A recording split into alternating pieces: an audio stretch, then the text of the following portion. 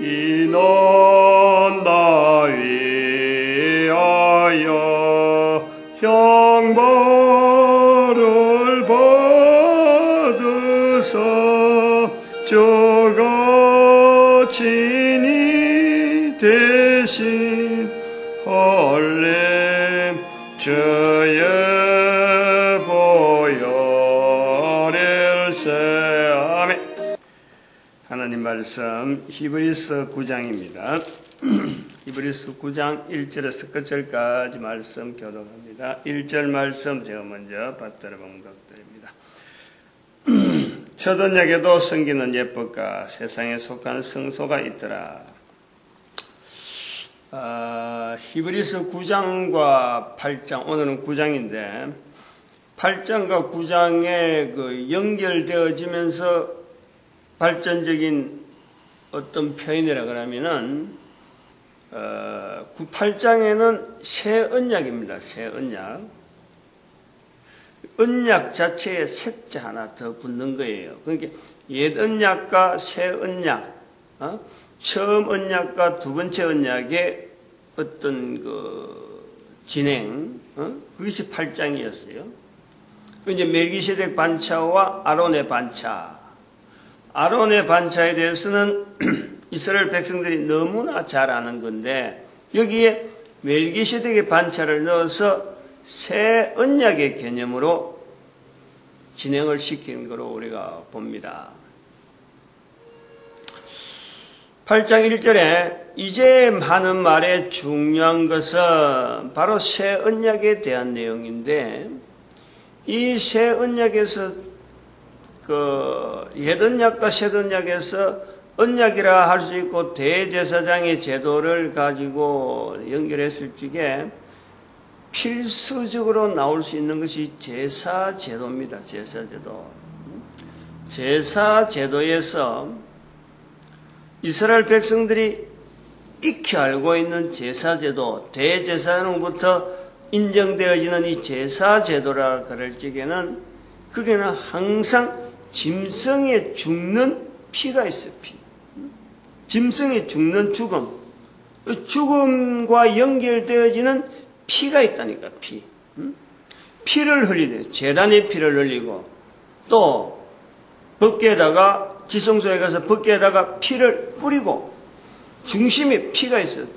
대제사장으로 통하여지는 옛 언약의 중심에는 인식이 딱 되어 있는 것은 제사제도, 그것은 바로 피를 가지고 간다 이거예요. 피를 가지고 간다는 것은 죽는다는 거예요. 죽는 거예요. 내 자신이 죽는다는 거예요. 대신 죽는 거. 내가 죽는 건데 내가 죽어야 되는데 나 대신 죽는 것이 바로 짐승이에요. 그 짐승의 피를 가져간다는 것은 죽는 것을 연상하는 거예요. 이제 이 내용이 새 언약의 8장에서 새 언약에서 이제 9장으로 넘어와서 새 언약의 피, 이래. 새 언약의 피. 8장에는 새 언약, 7장에는 멜기세덱의 반차와 반차의 소개, 7장에서 아론의 반차에서 멜기세덱 반차에서 어떤 그리스도의 기능, 그리스도의 위치, 이것이 나오냐면 새 언약의 중심에 그리스도. 그 다음에 9장에서는 새 언약의 피, 여기에 그리스도의 하신 일, 그리스도와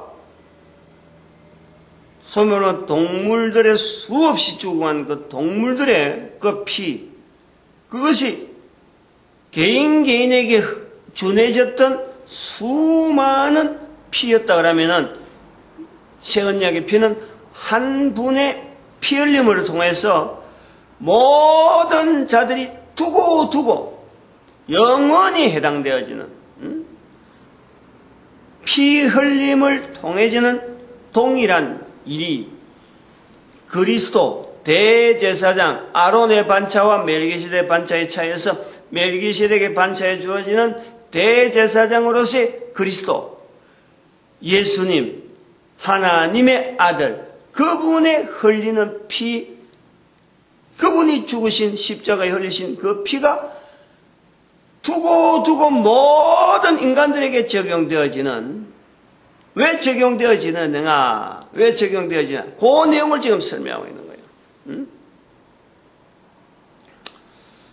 참 구조가, 참 이것이 현실적으로 유대인들처럼 바로 현실적으로 이게 바로 예수 그리스도의 피에 대한 그 개념 자체가 십자가에서 흘리신 그 피인데 그들이 흘리라고 저들이 내어 주었단 말이에요.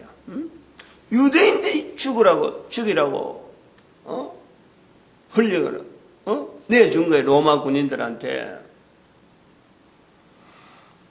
그 구조를 사도 바울은 유대인들이 바로 알아들을 수 있는 제사 제도의 내용에서 연결하면은 어떤 틈이 없는 거예요. 다른 어떤 내용이 들어갈수록 딱 그 자리에는 딱 그 자리. 예수님께서 몸으로 계시다가 사람의 몸으로 있으면서 죽어야만 됐던 하나의 재물적인 현장이 바로 십자가의 죽음이라는 거예요. 십자가의 죽음. 죽는 것에 대해서. 그리스도께서 피를 흘려야 된다. 이스라엘 사람들이 바라는 그리스도지만은 그 그리스도께서 제사장의 기능에서의 멜기세덱의 반차를 넣어서 죽었어야만 되는데, 그러면 예수님께서 살아계실 때, 그럼 내가 멜기세덱의 반차다, 나를 믿어라 라고 말씀으로 대언하지 아니하고 몸으로서 멜기세덱의 반차에 있는 제물로서 예수님이 십자가에서 죽으신 거예요.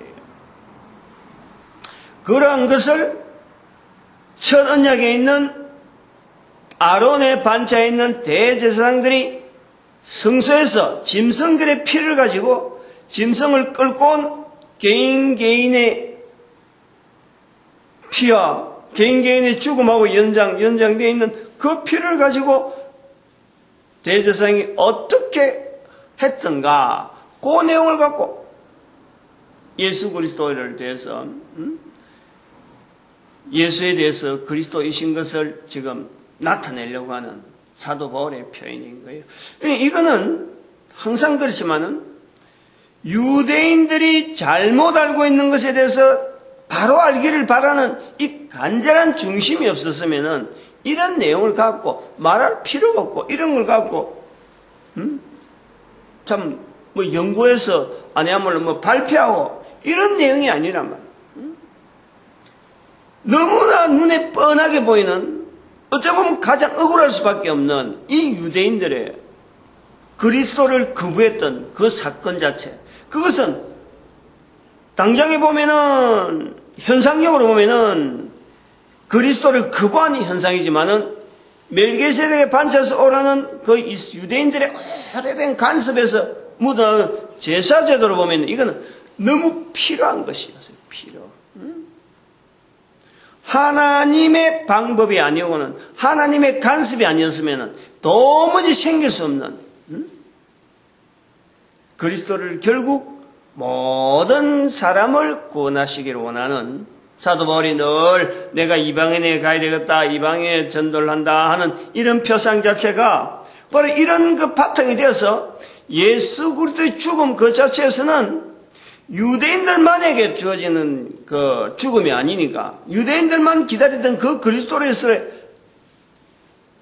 예수님이 아니시니까 모든 사람을 위해서 죽으신 예수님이시기 때문에 유대인들을 거부하고 있는 유대인들에게 당장의 유대인들은 탁 터뜨리기만 하면 이게 어떤 그 열쇠를 가지고 딱 자물쇠를 돌리기만 하면 이게 풀리는 그런 상황이고, 이방인들은 이 구조가 제사장 제도도 모르고 구원이라는 것이 필요한지도 모르고 기다리지도 않았으니까 어떤 예수 그리스도하고 연결되어지기 이게 더 힘이 드는 거예요.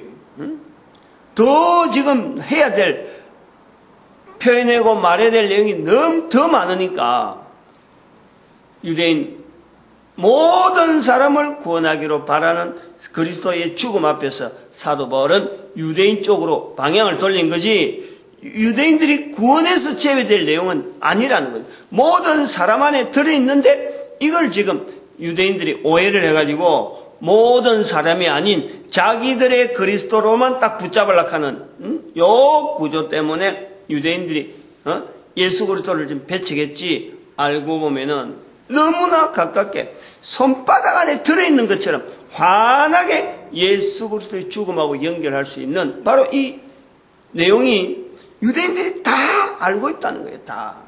요거만 딱 키만 열쇠를 갖고 탁 터뜨리기만 한 요 이야기, 요 구조, 그거만 딱 붙잡고 있는 거예요. 지금 사도 바울은 히브리서에서.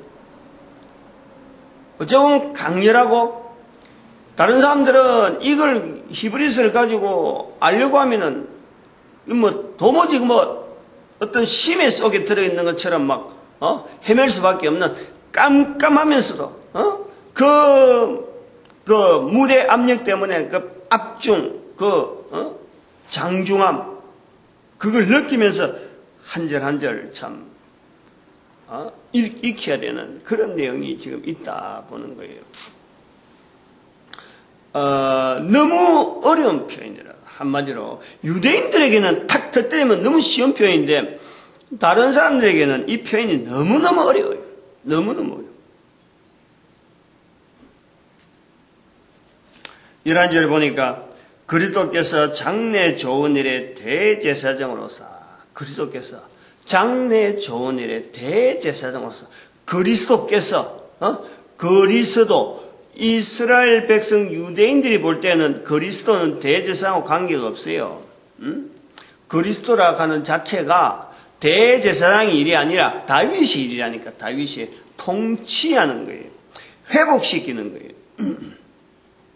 근데 지금 히브리서는 예수님에 대한 그 표현의 대제사장의 일을 지금 연결하고 있는 거예요. 그렇다고 해서 대제사장으로 끝나는 건 아니에요. 히브리서가 예수님을 대제사장으로 보려고 요즘 표현하려고 하는 것은 그 이스라엘 백성들의 오해, 대제사장의 자리에 넣어버리면은 바로 멜기세덱의 반차에서 주어지는 이 엄청난 전환이죠. 전환. 반전이죠. 반전. 유대인들에게서는 어마어마한 반전이죠. 이제 요 기대가 있단 말이에요. 이것만 되면은 되는데 하는 사도 바울의 어떤 바람이 있는 거예요. 그렇다고 해서 글을 유대인들인데 이걸 안 읽은 안 읽지 않은 사람이 있겠어요? 읽어볼 수 있겠지. 돌아다니는 거니까. 아니면 일부러 당시에는 참 사도 바울의 글에 대해서 거부감 때문에 안 읽을 수도 있는데, 근데 유대인들로서는 요건 읽기만 하면은 이거는 바로 엄청난 참 스스로가 이런 그 전환에 반전에 되어지는 시각이 있었다는 것에 대해서요 참 기이할 정도고 탐복할 정도로 받아들일 수밖에 없는 거예요. 받아들일 수. 근데 여기 2013년 지금 한국 사람의 입으로 한반도에 있는 한 목사의 입으로 지금 이스라엘 백성들이 아직도 여기서 벗어나지 못하고 있는 요 간절한 사도 바울의 마음을 아직도 저들은 지금 외면하고 있잖아요. 외면하고 있잖아요. 이 오해, 이제 보면 지금 한국 사람의 목사의 입에서 사도 바울의 간절함을 통해서 유대인들에게 요거 한번 봐라. 바로 이거 손바닥에 있는 자기 손에 있는 보배인데 보배. 자기 손에 있는 보물인데 이게 보배가 없다고 눈먼 장님도 아니고 말이야. 눈을 뻔히 뜨고도 그 보배를 못 알아보고 있는 유대인들에 대한 그 답답함. 그것을 지금 대한민국에 있는 목사가 오히려 지금 역설하고 있는 거예요. 역설. 이런 내용이 이게 바로 종말의 나요. 종말. 인류의 종말적인 시각이 인류의 종말이 이미 왔다는 거죠. 2012년 지금부터는 그 1945년에 이스라엘의 회복이라 하는 그 사건이라 하는 그 내용을, 이스라엘 회복이라는 사건 자체를 사도 바울은 예수 그리스도를 통해서 멜기세덱의 반차를 통해서 새 언약과 언약의 피에 연결되어지는 내용을 봤다면은, 한국에 있는 목사는 1945년에 이스라엘에 회복되어지는 사건을 통해서 대제사장이신 예수 그리스도께서 저들과 늘 함께 이스라엘과 동행하는 그 사건, 저들은 죽이라고 로마 구인에다 내놓았지만은 예수님은 십자가에서 죽음으로써 원하는 대로, 저들이 원하는 대로 죽음으로써 멜기세덱의 반차에 대제사장의 일을 행하시면서 그들이 원하고 원하던 그리스도의 그 역사가 나라 없는 2000년의 역사 속에서 여전히 함께 하시다가 저들에게 힘이 생기도록 여러 내용, 여러 방편 속에서 섭리하신 그 섭리 속에서 그리스도로서 예수님께서 저들 가운데 계셨다. 그 임마누엘이다. 그 내용을 지금까지 교회에서는 유대인들로 하여금 예수님을 십자가에 못 박혀 죽이기 때문에 AD 70년 사건 통해서 유대인들이 멸망당했다. 그 벌이다 받는 거지만은 2012년에서는 그 사건이 벌이 아니라 이스라엘 백성들과 동행하시는 그리스도. 그 내용을 선포를 했단 말이에요. 그때부터 2012년이 인류의 멸망으로 이제 종집을 찍고 이제부터는 오실 그리스도. 여기 오늘 마지막 절, 9장 마지막 절, 9장 28절에 이와 같이 그리스도도 많은 죄의 사람의 죄를 담당하시려고 단번에 들이신 바, 딱 십자가에 한번 죽으셨다는 거예요. 그리고 구원에 이르게 하기 위하여 죄와 상관없이, 이제는 대제사장의 기능이 아니고 죄와 상관없다는 것은 대제사장의 기능이 아닌 11절에는 그리스도께서 장래 좋은 일에 대제사장으로 오신 거예요. 장래 좋은 일에. 손으로 짓지 아니한 곧 이 창조에 속하지 아니한 더 크고 온전한 장막으로 말미암아 예수 그리스도께서 영원한 대제사장의 기능을 설명했냐면은 앞으로는 28절의 마지막 절에 9장 마지막 절에 자기를 바라는 자들에게 두 번째 나타나시리라. 자기를 바라는 자들에게 두 번째 나타나시리라. 사도 바울이 요 경험이 있잖아요. 자기에게 두 번째 나타난, 자기를 바라는 자들에게 두 번째 나타난다. 사도 바울이 경험을 한 거예요. 그리고 이것은 앞으로 인류의 종말에 대한 지금 시점에서 우리가 볼 때 2012년과 2013년을 가르는 지금 시점에서 2013년 6월 계속해서 지금 히브리서를 통해서 인류의 종말에 대한 내용을 같이 연결해서 이야기하는 거예요. 표현하는 거예요.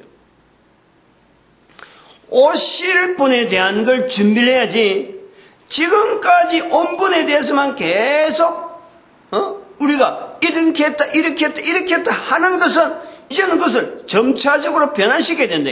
그래서 그것을 그런 터닝 포인트 언제부터 그럴 거냐? 2012년과 2013년을 가르자.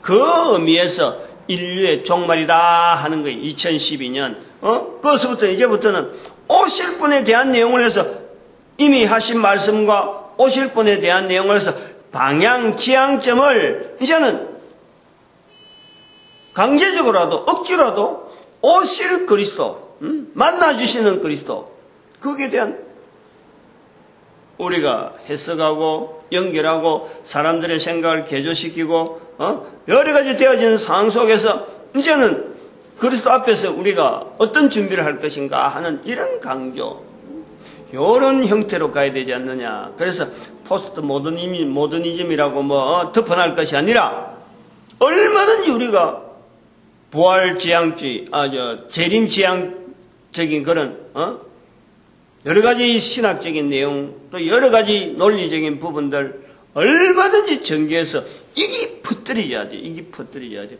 그래서 신학교 철폐, 기존의 신학교 철폐 유일하게 딱 하나 만들어서 통일되게 모든 인류가 통일된 사상 속에서 나올 수 있도록 각 신학교마다 지 나름대로 지금까지 각계각층에서 조합되고 여러 가지 됐던 게 이게 신학인지 아니면 참 이단설인지 이것조차 구분하지 못해 섞이고 이런 것을 전부 다 인류 종말에 2012년 앞에 있었던 일은 다 덮어버리고 부활 통일시대라 하는 그 통일시대에서 예수 그리스도의 재림에 대한 내용을 우리가 이제는 집중적으로 인식시키고 나가자 이런 내용이 있단 말이에요. 이 히브리서의 멜기세덱 반차를 통해서 앞에서도 상당히 많이 부분에서 이 부분들이 멜기세덱에 나오부터 상당히 많이 표현된 중에 표현이 특별히 9장에서도 좀 뭔가 강조를 하는 이것이 하나님 앞에 나아간다. 지난번에 어디에 나오냐면 4장 16절 은혜의 보좌 앞에 담대히 나아간다. 이 나아간다 하는 개념이요. 이게 꾸준하게 있다는 거예요. 나아간다. 9장에 와서는 이것을 굉장히 많이 이야기하는 거예요. 대제사장이 1년에 한 번 지성소에 들어간다. 나아간다는 거예요. 성소 연구하는 사람들은 대제사장이 1년에 한 번 나아가는 게 아니라 여러 번 나아갔다라고 말할 수 있거나 그 의미적으로는 물론 행사적으로는 들어갈 일이 있을 수가 있어요. 지성소 안에 깜깜한데 어떻게 보면 매일 들어갈 수도 있고 할 수 있고 그러나 한 번 나아간다는 것은 대속죄일을 이야기하는 속죄일. 대속죄일에 대해서 모든 사람의 죄를 대신해서 한 번 나아가는 거예요. 대속죄일에. 그 한 번을 이야기하는 거예요. 그 한 번의 개념은 예수 그리스도를 통해서 단번에 죽으심으로 인해서 모든 사람들이 하나님 앞에 담대히 나아가는 거예요. 담대히. 그것이 바로 오늘 우리가 현실적으로 이야기한다는 것은 바로 내가 지금 천국을 누리는 내 입에서 지금 당장의 천국에 대한 내용이 당장에 팡팡팡 나올 수 있는 우리의 삶의 내용이 연결되어지는 거예요. 예수 재림하시면은 그때부터 천국. 이게 잘못이지. 천국에 대한 개념도 잘못이고. 분명히 예수님께서 회개하라 천국이 가까웠다 그랬지. 그 가까운 예수님께서 천국이 가까웠다. 십자가 앞에서 우리가 보는 거예요. 십자가 사건만 만나지면 바로 그 천국인가. 가까운 거예요. 가까운 거. 내가 바로 누리는 거예요. 예수님께서 이미 십자가에 죽으시고 성천하시기 때문에 우리는 바로 즉각적인 천국이 바로 내한테 나오는 거예요. 여기에서 담대히 나아간다. 그 예수님의 이름으로 우리는 항상 지성소 앞에 담대히 언제든지 나아가는 들어가는 그 구조가 우리한테 있다니까요. 이게요. 마태복음에 있는 예수님의 말씀하고 이게 전혀 무관한 것이 아니라 지금 당장 실현되는 우리의 삶에서의 내 입에서의 내 삶의 형태에서의 천국이 바로 나와야 되는 거예요. 강하게 나와야 돼 이거는. 살아있는 동안에 그리고 이 천국을 맛보지 못하면서 어떻게 영원한 천국에 대한 개념이 내한테 있을 수가 있어요. 어림도 없어요. 이거는 어림도 없어요. 천국이 마치 머릿속에서 생각하고 기다리고 있다가 이게 이랬는지 안 이랬는지도 이것 확인도 못하고 있다가 죽으면은 확인되겠지. 이런 막연한 것이 아니에요. 천국은 실질적인 내 삶이라니까. 실질적인 내 삶. 마치 유대인들에게도 마찬가지예요. 유대인들에게도 예수 그리스도께서 십자가에 못 박도록 죽였지만은 1945년 사건을 통해서 이스라엘 백성들 전체가 그 그리스도께서 여전히 우리에게 임마누엘 되시는 그 사건으로 받아들이는 거 어마어마한 변화잖아요. 그건 지금까지 천국을 누리지 못했던 상황이 저들에게 있은 거예요. 늘 동행하고 있지만은 천국을 누리지 못한 거예요. 예수 그리스도고 딱 봐도 맞아떨리면 바로 그때부터 천국이라, 천국. 바로 예수님께서 한 번 죄를 위해서 한 번 들어감으로 해서 십자가에서 한 번 죽으심으로써 모든 사람의 죄를 지금 순간적으로 지금도 천국을 연결하는 그 한 번의 피가 지금도 예수님은 내 한 사람을 통해서 모든 사람을 위해서 흘리는 피로서 흘리고 계시고 쏟고 계시는 그 현장이라 그것 자체를 내가 인정하면요 바로 그것이 바로 내가 천국이라니까. 제사장의 분명히 지성소에는 여러 번 들어가요. 여러 번. 그 여러 번 들어가는 것은 들어갈 때에 들고 있는 재물의 주인 그 사람하고 관계되어지는 거고 그것도 보면 형식적인 거예요. 그러나 대속죄일은 1년에 한 번 있는 그것은 모든 사람의 죄를 담당하시는 바로 단번에 죽으신 그리스도의 연결이라. 그 실제적인 현장을 우리 모든 인간들이 살아가는 현장 속에서 삶 속에서요 바로 현장적으로 바로 내가 인식하고 내가 분명히 고백할 수 있는 입에서 그리스도를 나타낼 수 있는 그 환경이 바로 천국이라는 거예요. 천국. 그래 말할 수 있다는 것 자체가 피조물이요 아무리 연결해도 이것을 덮을 수가 없어요. 피조물이 창조주를 나타낸다는 자체를요 이거 어마어마한 건세라니까. 어마어마한 건세. 피조물인 인간에게만 주어져 있는 이 엄청난 건세가 바로 우리가 예수 그리스도 이름을 다른 사람 앞에 시인하는 거랍니다. 이것을 천국이라 하는데 아니라 할 이유가 없어요. 뭐 괜히 말 한마디 갖고 천국이라 되냐? 하려고 해봐. 이게 당장 나와지는지. 예수 그리스도 이름을 통해서 천국을 연결할 수 있는 이 자체를 내가 다른 사람한테 이야기할 수 있는데 해봐요. 말 한마디처럼 그게 쉽게 된다고 쉬운 말이 될는지 이게 익숙치 않아갖고 못한단 말이야. 우리가 내가 지금 살아있으면서 뻔히 알고 있는 말 천국 단순한 단어 한마디인데도 불구하고 이거 말 못하면서 사람 앞에 말 못하면서 하나님 앞에서 그 존엄하신 하나님 앞에서 내가 예수 그리스도 인정할 것 같아요? 위험한 거예요. 우리가 얼마나 위험한 상태에 들어있는지 모른다니까. 말 못합니다. 말 못해요. 죽으면 천국 어림도 없어. 살아있어 천국 말 한마디 안 했으면 예수 그리스도와 연결되어진 이 죄 용서라는 것에 대해서 피 흘림에 대한 예수 그리스도의 단번에 흘리신 피 한마디가 지금 내한테서 지금 철철철 넘치고 있는 그 느낌이요. 잔뜩 찌들인 죄 찌들인 내 모습에서 예수 그리스도의 피 한 방울, 그 피, 내 온몸을 적시는 영원한 대제사장이 1년 1차에 참 하나님 앞에 지성소에 감히 담대히 들어가는 그 기분에 가지고 내가 그 피 흘림이 내한테 적용될 때요. 그 전율 자체는 그건 뭐 매일 있을 필요가 없어. 한 번만 해버리면 끝나는 거예요. 한 번만 해버리면 그 입에서요. 예수 그리스도가 구세주라는 이 일을 말 안 하는 내가 답답해서 하려고 자꾸 찾아다니는 거지. 어떻게 하면 말할 수 있느냐. 답답한 거지. 답답함이 있는 거예요. 답답함이.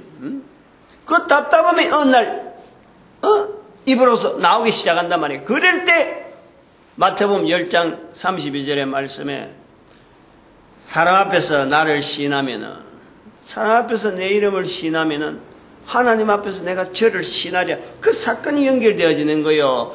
그러한 일이 이루어질 때까지 끊임없이 예수 그리스도의 피에 대한 내용으로서 우리를 계속해서 감화 감동하시는 성령님의 역사가 있는 거지. 어느 날 갑자기 내가 되어지는 건 절대 아니라.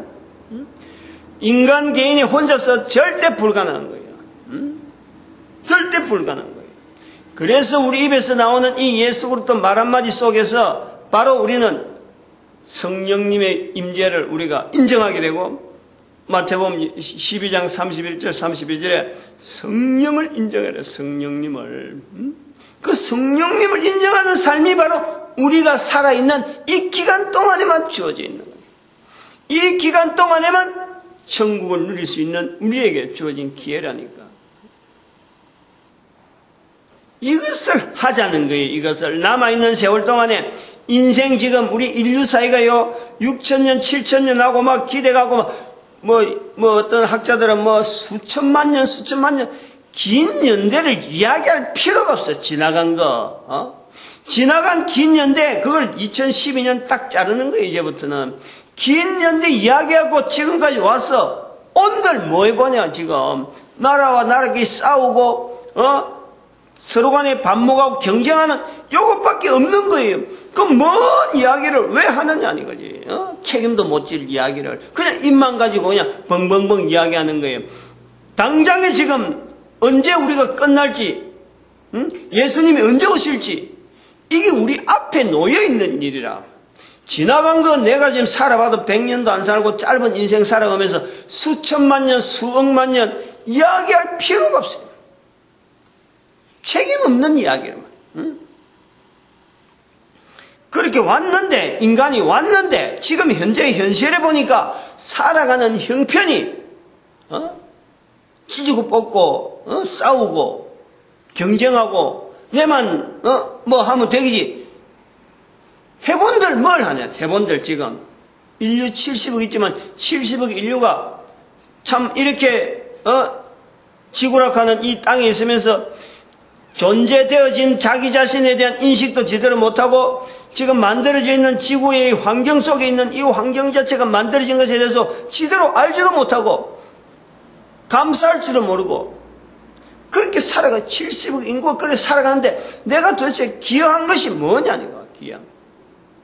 이러한 일에 내가 기여한 앞으로 되어질 일에 인류에 대해서 뭔가에 내가 기여할 일이 있다면요 오실 분에 대한 예수 그리스도에 대한 이야기를 내 입에서 나타내는 거라니까.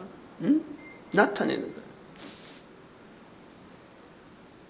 요것이 우리가 살아있는 동안에 도대체 무엇을 남길지,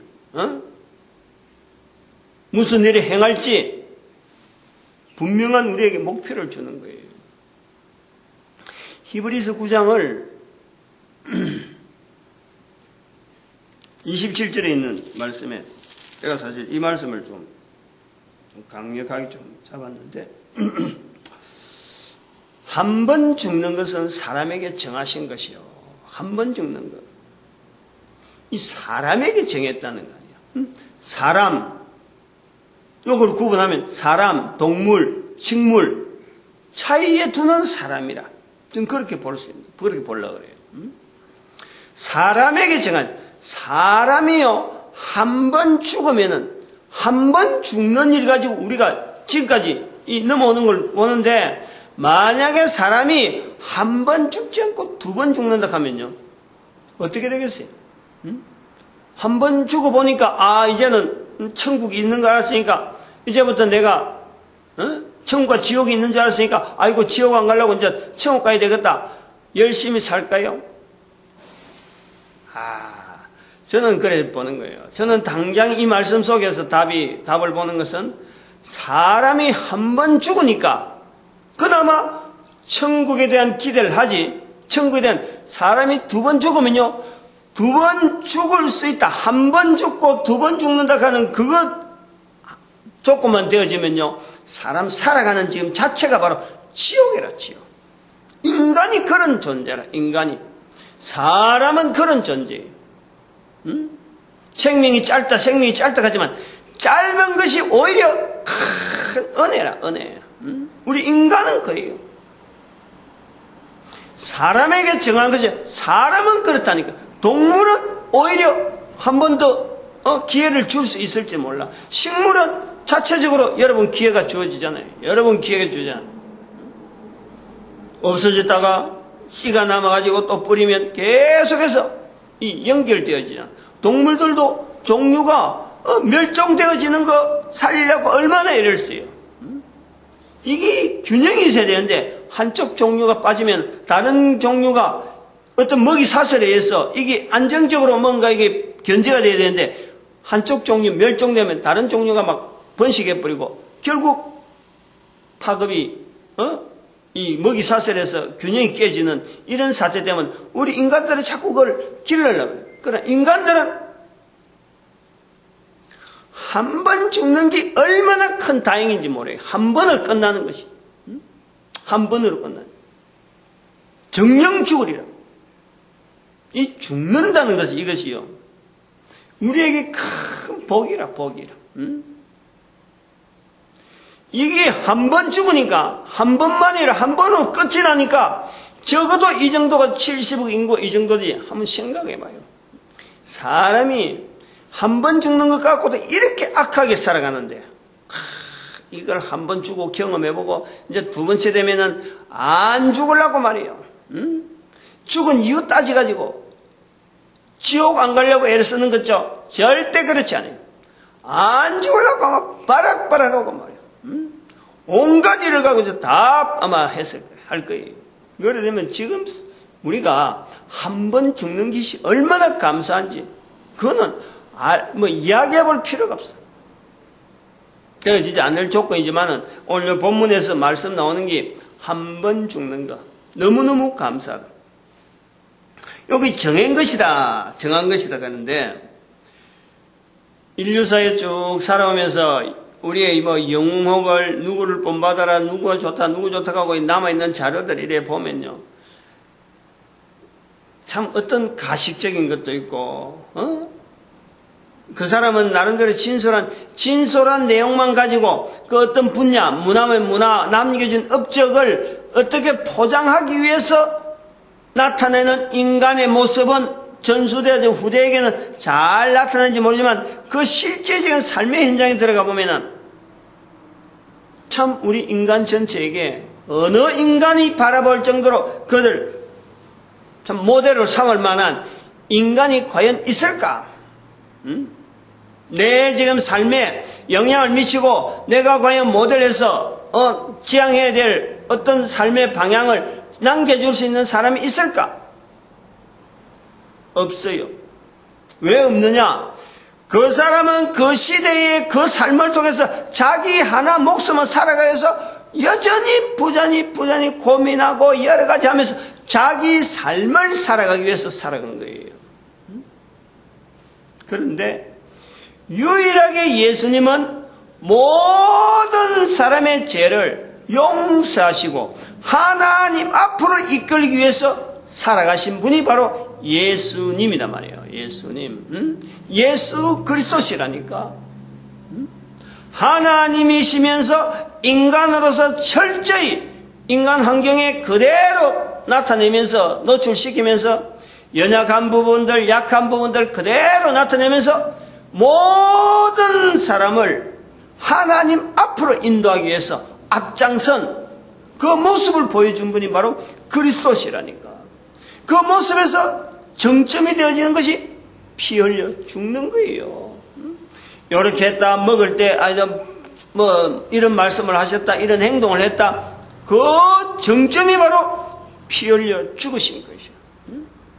다른 사람, 앞으로 올 모든 인생, 인류에 아무 관계도 없을 것 같은 그 인류들이 바라볼 수 있는, 모델로서 구세주가 되어지는 그 자리가 바로 예수님께서 십자가에서 흘린 피, 대제사장으로서 모든 삶을 위해서 흘리신데, 그냥 뭐 맹없이, 흘렸다, 피 흘렸다라는 것이 아니라, 피조물로서 창조주 앞에 나아갈 수 있는, 담대히 나아갈 수 있는, 히브리서 4장 16절인가요? 아까 제가 읽은,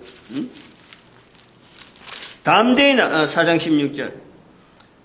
우리가 같이 연결이 되어 구장하고 우리가 긍휼하심을 받고 때를 따라 돕는 은혜를 얻기 위하여 은혜의 보좌 앞에 담대히 나아갈 것이니라. 여기서 아직 예수님이 소개 안 됐으니까 나아갈 것이니라. 9장에 와서는 대제사장 1년에 1차씩 들어가는 거, 지성소 들어가는 거, 그리고 그것을 통해서 예수님이 바로 모든 사람을 하나님 앞에 담대히 나아가게 하는데 예수님께서 새 언약의 피로서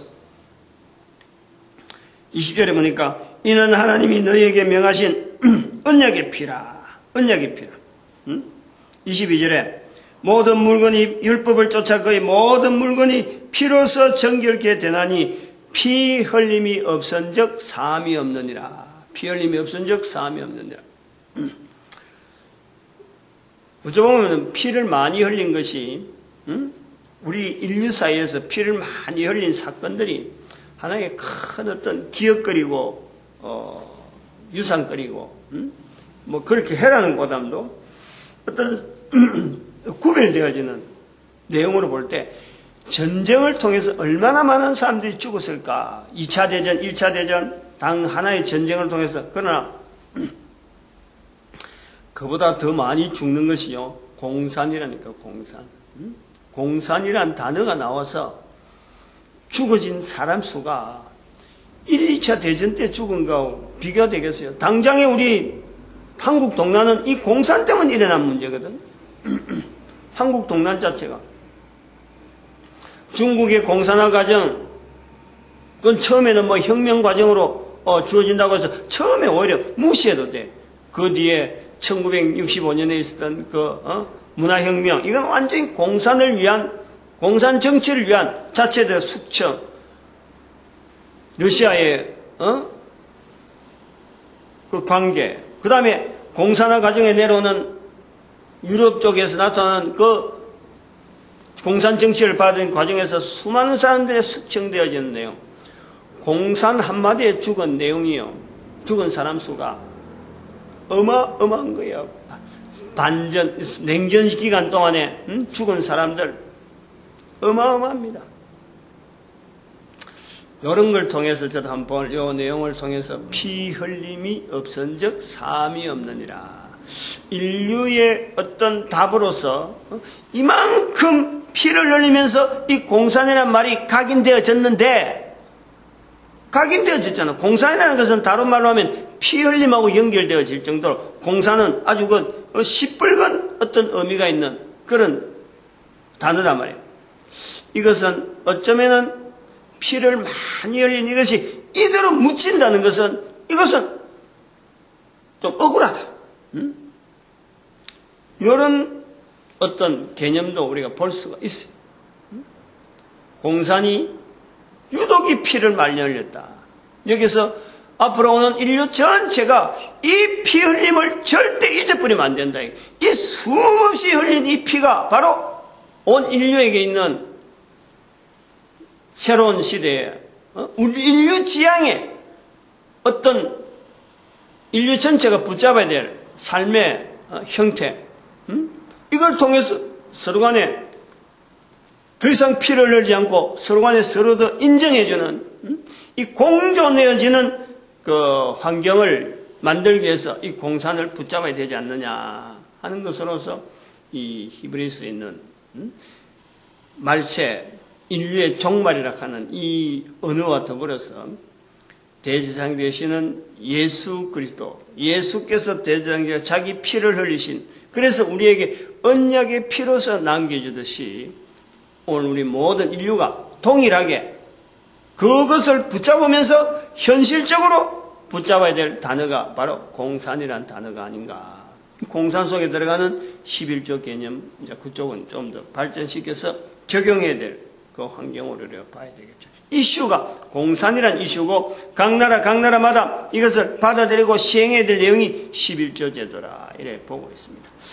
오늘도 우리의 삶에 하나님께서 우리로 하여금 이 전도자 되어지는 걸음을 인도하신 것과 모든 교회가 전도자로서 전도하는 환경을 만드는데 준비해야 되고 매진해야 되고, 그리고 우리 민족이 전도국 국민으로서 하나님 앞에 쓰임받기를 축복하는 시간을 하시길 감사합니다. 주여!